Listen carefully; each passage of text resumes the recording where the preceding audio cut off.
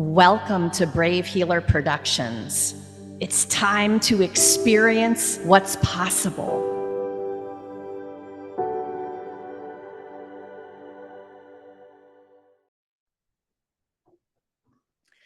So, what if there's something you haven't learned yet that could change everything? Welcome, everyone. I'm Laura DeFranco, the CEO of Brave Healer Productions, where we are helping the world to experience what's possible. And here today to help me with that mission are three of the amazing authors of one of our newest books. This one is The Wellness Universe Guide to Complete Self-Care, 25 Tools for Transformation. And it's the sixth book in a gorgeous series by founder of the Wellness Universe, Miss Anna Pereira. So before you meet these amazing expert co-authors today, I want to say a huge thank you to Anna. Anna, you had a massive vision. And when we started this party with your beautiful books and your amazing community, I was so grateful. The book is absolutely phenomenal. You have a big mission and vision in the world, and the way that you help all of us be seen and heard in bigger ways is amazing. I'm so grateful to you. I'm sure I speak for the entire author cast about all that you do for us. So you guys, you're also going to be able to hear Anna's interview, so go look for that. It's incredible. So I've got some pretty cool people in my Zoom room today. Jennifer Hills is a psychotherapist, EFT practitioner, and coach. I have Estelle Bonacetto with me. She's a consciousness coach with the message that true wealth comes from reclaiming your authentic power. And Nicole Batiste is the CEO of Antara Mastery and a guide for turning breakdowns into breakthroughs through inner peace and spiritual alignment. So, Estelle, you're going to start the party off today. Tell us a little bit of the why behind the chapter that you wrote for this book. Good morning. Thank you for having me here. This is a very new experience for me, so bear with me. My name is Estelle Bonacetto, and I wrote Chapter 10, Face Your Demons, Reclaiming Sacred Power. And I wrote my chapter because I am a sacred power in authority here, now and forever. And I didn't always know that. In fact, I didn't use my power in ways that served me. The beginning of my chapter begins with an affirmation of claiming my power while in the middle of a nightmare, nightmares that recurred most of my life. That didn't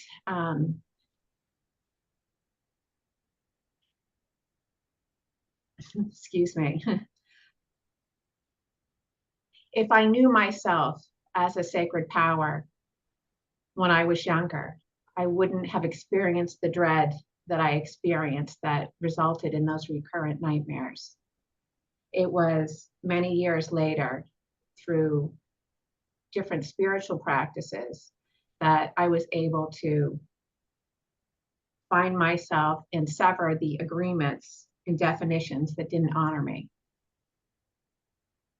Estelle, when you're talking about sacred power, there's a lot of ways to talk about feeling empowered, right? Give me like one example. You touched that sacred power inside of you. When, how? Give me an example. Well, the first time I came to boxing, which was almost 20 years ago now, I hadn't realized the level of fear that I was experiencing on a day-to-day basis. I did well in my working life. I worked in crisis services. I did well academically. In fact, I overdid in all areas of my life. When I first came to boxing, and it was Muay Thai, and I know you have a martial arts background, I just felt compelled to do it. It was intimidating, but there was something within me that knew that I needed to have this level of catharsis. So when I hit those paths for the very first time, something changed within me. There was a new sense of self, a reintegration, an overcoming of a baseline that I didn't know existed. And at that moment, I realized it was the missing piece, that somehow I was different and that I had these fear based sensations that had been there my entire life.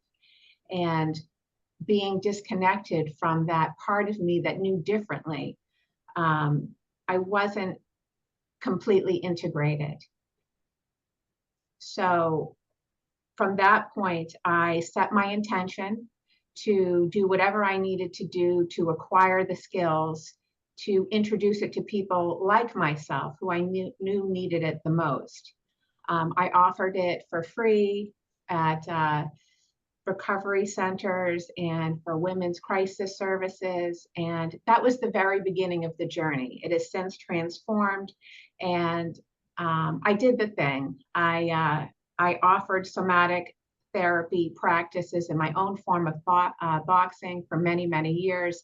And now I offer it more in a spiritual sense as a consciousness coach, recognizing the true power of my focus and attention.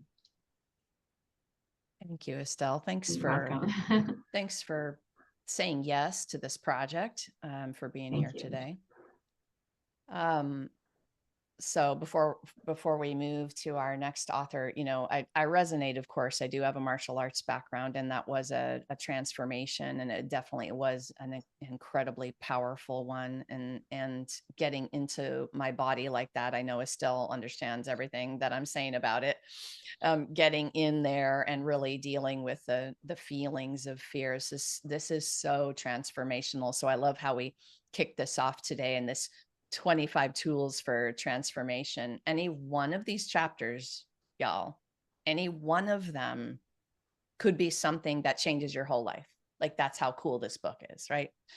Nicole, tell me a little bit about your why behind your chapter. Thank you, Laura and Estelle. That was amazing. Thank you for sharing. Hello everyone. I am Nicole Batiste. I am the author of chapter 23, When Holding It Together Falls Apart. The reason I wrote this chapter is because there are so many people who are wearing this mask. They're walking around smiling, and underneath all of that, they are crumbling. And I did that for many years. And I felt like I did not have a place to land to be able to put myself back together, a safe place, a place where I could show up in that version of me and be okay and not be judged and be able to navigate all of the feelings and emotions and the self-doubt and the self-hatred and all the things that people didn't even know that I was going through. And I had to learn how to do it for myself. And so I've become the person that anybody can come to navigate through that stuff. The self-doubt, the self-sabotage, this all of the things that prevent anyone from moving forward. I help navigate through that. And I just want people to know that it is totally okay to be there. And there is a place that they can come to navigate out of that situation and actually live the life that they're supposed to be living. What do you think the first step to taking the mask off is? Self-acceptance. Tell me more. Yeah, so when you're worried about what other people think about you, you're going to keep the mask on. If you don't accept yourself fully, you're going to keep the mask on. So it's getting to a place of deep self-acceptance, self-love, all the parts of you, not just the shiny, beautiful parts that people praise, but even the parts that you think people are going to walk away from. Getting to a place where you can love every single part of that is when you can start to take that mask off. And this is a big topic, isn't it? So if I'm on the journey of self-acceptance, for me, it's there has to be a level of awareness to be able to hear Hmm. what's going on in my head. Yeah. What do you want us to tell? What do you want to tell us about that? Yeah. And that was part of my experience too. it's definitely helpful if you have someone in your life who can call you out on it because you won't recognize it because it's such a habit, right? That's your way of life. That's your way of being. You don't even recognize it. Um, I just like when you hear it, when someone nudges you in that way, something feels uncomfortable because they tell you something about yourself. Just start to become aware and start to notice and get curious about it, not judgy about it. That's how I had to start to navigate that. Of course, I'm also a geek. I love to research about the brain and all that, so that was my path. But it's just starting to recognize like how are you feeling about the thought that you just had, or how are you feeling today? Because that's where mine really started. Is like I was tired of being miserable, sad, and depressed, and something was like, there's got to be more. And so that's kind of a good place to start. Oh my gosh, these are such juicy, big potatoes topics, y'all. Like when we go into awareness, I think all the authors will be dropping golden nuggets of awareness. But I want to rewind to this one because of its huge importance, I think. And that is, somebody in your circle calling you out is not a good feeling. It'll pull up your worst triggers of shame and doubt and fear. And so this is not, for the faint of heart, this awareness practice that Nicole is like, just accept yourself. But I know you're not saying it that way, Nicole, because I know Yeah. you know what a journey it is. Yes. But the people around you, you have to trust them, Yeah. and when you love them and trust them, they are the best people to do this with, right? Like, Hmm. yeah, Absolutely. Absolutely. yeah. This isn't just anyone you're going to do that beginning No, work with. Yeah. not at all. Not at all. Thank you Thank for you. being back and writing this beautiful chapter and being Yes. here today to share it. My pleasure. Jennifer, your turn. Tell us a little bit of the why behind your chapter. Absolutely. So I wrote chapter 17, Calming the Storm, Discovering Sensory Self-Care. And the why is that it's such an amazing thing when you can teach someone how to cultivate calm for themselves. I think a lot of times, being a therapist, people come in and they're stressed out or upset. And during this session, they will co-regulate with me because I'm a calm person. And then they leave and then they'll report back that they were all stressed out, during the week. But over time, they can really learn how to recreate that feeling for themselves, in part by paying attention to their sensory system. What, we're in a sensory rich world, especially today. And what works for us and what doesn't. Do we need, you know, therapy is a quiet, you know, calm environment. We pay attention to the sound and the light and visually what's here. And for some people, that really works. And so learning how to, create that at home for themselves in their offices,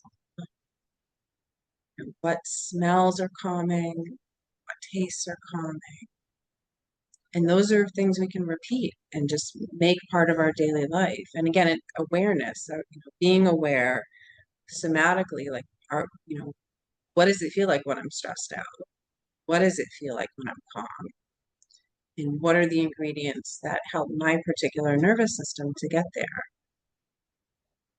I mean, getting in your body to feel the feelings is tough some days. What do you want to tell us about, like, if we are attempting to do that and it's just too scary, too much, how can we maybe dip a toe in? I think one of the cool things that, we practice is, taking a minute to really identify a moment in your life where you felt amazing, calm, safe, grounded. And I'll have people tell me that story. What did it look like? People there with you, just all the sensory aspects of the environment. And you can see people's bodies start to relax as they think about that memory. So when our brain connects to that memory, our body starts to replicate that feeling in the present. And they may not be aware that they're starting to calm down, but I can absolutely see it. And so, that's a thing that people can really practice of just, connecting with that calm, grounded memory. Yeah, the brain doesn't know the difference between the visualization and the real moment. So if you can, yeah, do you want to carry on there for me? What do you I want will, people to know about that? well, I think that not everybody is familiar with how powerful memory is. You know, scent is one of the most, quick things that will elicit a memory. It's going right to our limbic system. So, it's bypassing our brain. So if there's a scent that's really grounding for you, that's a super fast, connection in your brain to start to relax. Oh, I love that tip. I have Serenity diffusing right now, y'all. Like I love my essential oils, right? And some weeks I just need the calm one, right? So I'll put Serenity in there. Sometimes I'll do something that I need to get me revved up a little more. Like, yeah, so I love that it works so quickly. Jennifer, thank you for saying yes to this project. Thanks for being here today. Absolutely. Thank you. So you guys, I want to give all of you a shout out, and I'll give you, you folks, viewers, a little peek at the book here for a minute. But thanking all three of you for just taking my challenge of getting your vulnerable, real story into this book, and then you're all stepping up as the master teacher you are in the second tool section. You guys are going to learn so many powerful practical tools in this book. So to all three of you, I am super grateful for how you did that so brilliantly in this book. So Nicole, what does transformation even mean to you? It means evolution, Which means what? evolving into your highest and best version of who you are, your authentic self, like your true self, who you were born to be, who you were put on this earth to be and interact as and show up as, and bringing your gift to the world and just not being everybody else. I love I love the way you kicked the question off with that one. All right, I'm going right to Jennifer. What do you want to add to what she just said? What does transformation mean to you? The word that just came to mind was, unencumbering ourselves. We get weighed down by, we've all had shit happen in our lives, and, you know, that weighs us down. And when we can reframe, those experiences and, learn how to turn those into places of personal power, it changes everything. Yes. Oh, I love this topic so much. Estelle, what do you want to say about it? What has transformation even meant to you in your life? Transformation is knowing the power of our being and knowing that we have a choice. So I stumbled here at the beginning when I first came in describing my story and my why. Um, Knowing that I have a choice to realign with that higher part of me that can narrate my life without being encumbered by a nervous system or um, intrusive thoughts, that is transformative. And it's been a life's journey and it continues today. But I believe each one of us has the power to really align with that part of ourself that allows for imperfection and so that we can move forward in an intentional way, just allowing all things to be. So, yes, yes, and yes. And I'm going to make a comment about Estelle's stumble. we are so uncomfortable in silence that when someone takes a beat to reconnect, you might, I'm talking to our listeners, you might Mhm. feel your gut for a minute. It didn't feel like a stumble to me. It just felt like you were purposefully taking a pause in the performance world, and especially performance poetry. I had a coach, and he's like, let a line breathe, girl. And he meant stop, let there be silence, so that even the listeners could chew on it, right? And so your pause didn't feel like a stumble to me. I'm like, oh, all right, she's gathering it, and here it comes. Like I could feel, right? So for whatever that's worth, but because I think that might help more than just us here in the Zoom room, if you guys are listening and you resonate. Um, and sometimes I forget that I actually wrote a chapter in this book too, y'all.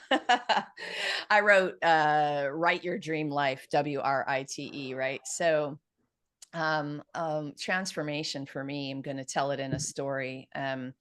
One day in one of our Taekwondo exams, it was the end of a very long black belt exam where we all line up on the floor and we sit cross-legged. And sometimes we have been um, working in that exam physically for 5, 6, 7, 8, 9 hours sometimes. So now we're done. And it's like you take a breath and you sit down, and the master is at the head of the room and he does a little lecture. It's inspiring. He talks to us. It's a little bit more than good job. And what transformation means to me is you can be sitting and listening to somebody speak, and in one sentence be transformed. So he was sharing a story, and I looked up when I don't even remember what the words were. He said so many inspiring words over the years, but I looked up when he said this thing that like hit my heart and soul. And right there on the floor, cross-legged in the dojang, I was a different person. Like when you change a perspective of mindset, you're transformed. And that can inform every single thing you do from that day out, right? So, again, back to this beautiful book and all you three. Whoa, get ready, people.